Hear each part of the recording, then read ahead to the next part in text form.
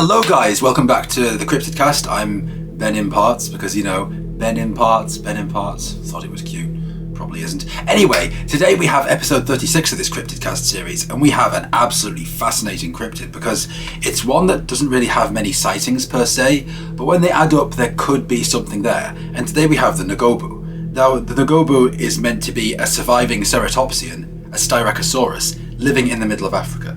The sightings are few and far between, and it's meant to have declined, but it is still supposedly around to this day and is still very much a thing. But it gets better because in November 2000, Bill Gibbons did some preliminary research into Cameroon for a future Mbembe expedition. He went with David Wetzel. While visiting with a group of pygmies, they were informed about an animal called the Ngoubou, and this was when it was actually given the name. Although Ngoubou is also the local word for rhinoceros, the pygmies say it wasn't just a regular rhino because it had more than one horn. 6 horns on the frill, in fact, and they actually stated that the father of one of their senior members had killed one with a spear a little while ago. They stated they'd noticed a firm decline in the Ngoubou population lately, which made them hard to find. The full story goes that Bill Gibbons and David Wetzel went into Cameroon to plan out a promising Mbembe expedition, and they ran over a tremendous area, crossed lots of rivers, met many Bantu and Baka pygmies, and it was while they were visiting with a group of these same pygmies that they heard of the Ngoubou. Now, in the savannah, there is the rhinoceros, which they refer to as the Ngoubou, but this, they claim, was a different Ngoubou. They all knew what a rhino was, but this rhino, they said, actually lived out in the savannah, and it had a neck, a beaky face, and several horns. Gibbons thought they were talking about the Styracosaurus, which had been extinct for over 65 million years. However, the Styracosaurus has never been known to inhabit Africa, but nonetheless, the similarity was quite similar. Gibbons, however, wondered if the pygmies were confusing the creature with the Amila Ntoka.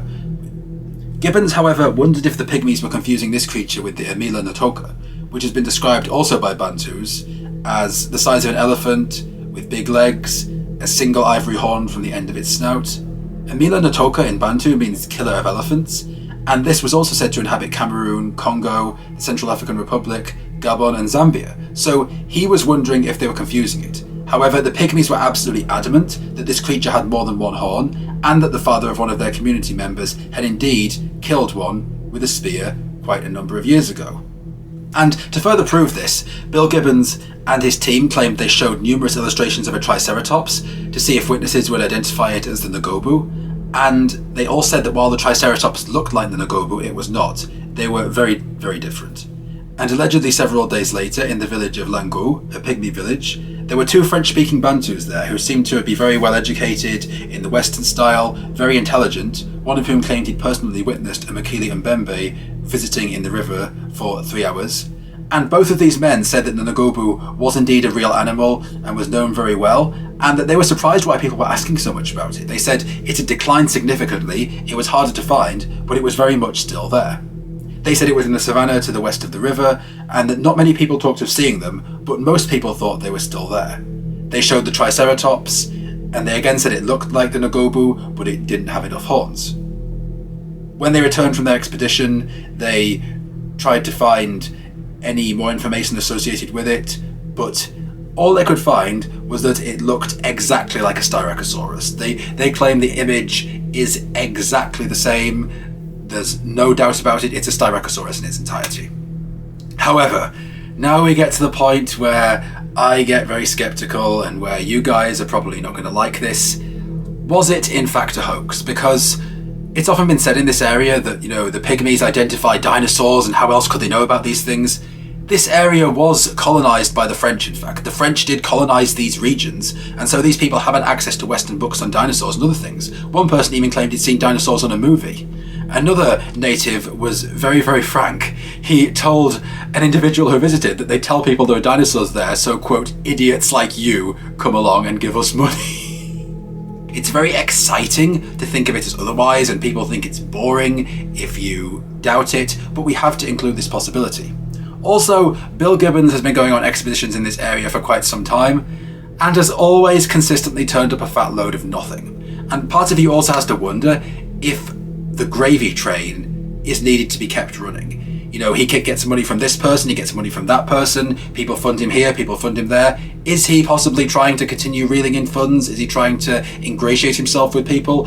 I honestly wouldn't put it past him because, you know, I imagine he lives quite well in these expeditions. He gets to go to cool places, he gets to interview people, he gets to proselytize Christianity. By all accounts, these are like holidays for him. He has absolutely great fun out there. So you have to wonder, what could possibly be the motivation to fake a sighting in order to draw in more money?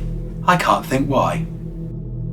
And you might be thinking, but BenImparts, Ben Vandera, BenImparts, whatever you want to call me, you might be thinking, Ben, surely all the locals have described a similar thing and all their accounts are dissimilar in nature. We have nothing in the way of encounters that isn't somehow tied to Bill Gibbons and his team. So again, this makes me wonder, are they spinning a yarn? Are they trying to get funding? And also, the Ngoubou in the local language means rhino. Wouldn't it be convincing if Bill Gibbons decided, I'm going to invent a cryptid called the Ngoubou, and then when people ask locals, is the Ngoubou there? They'd go, oh yeah, sure, it's there. Isn't it coincidental that the Ngoubou is the same as the Ngoubou, which is a rhino, and they all use the same term for a rhino, even though it's not a rhino? Wouldn't they have a distinctive word for the Ngoubou? The Nguma Monene is very similar to the Mbialu, yet they use different names for it. The Amila Ntoka or the Chipekwe has two different names and it's the same thing, which in turn is different to Makili Mbembe. Makili Mbembe is called in some languages Muku Mbembu, and yet somehow the Ngoubou is the exact same word for a rhino. Personally, I don't think there's much to this cryptid. I think that the encounters are, if they allegedly did occur, interesting, but I think there's very little substance there. I think Bill Gibbons is possibly spinning a tall yarn. But what do you guys think? Do any of you live out in the Congo? Do any of you know anyone who lives out there? Please drop those comments below. I would love to read them, and I can honestly make a video on them if someone will elaborate and prove me wrong. Please leave a suggestion. I love reading any suggestions. I do as many as I can, as long as there's information enough to do a 4-minute video. I will do. I will try and drag them out as long as possible. You know, if you really want me to do your suggestion, I just need to have a minimum baseline there. And as always, I hope you enjoyed this video. Subscribe to my Instagram, like the video, share it, hit the bell button so you don't miss anything, and stay tuned for episode 37.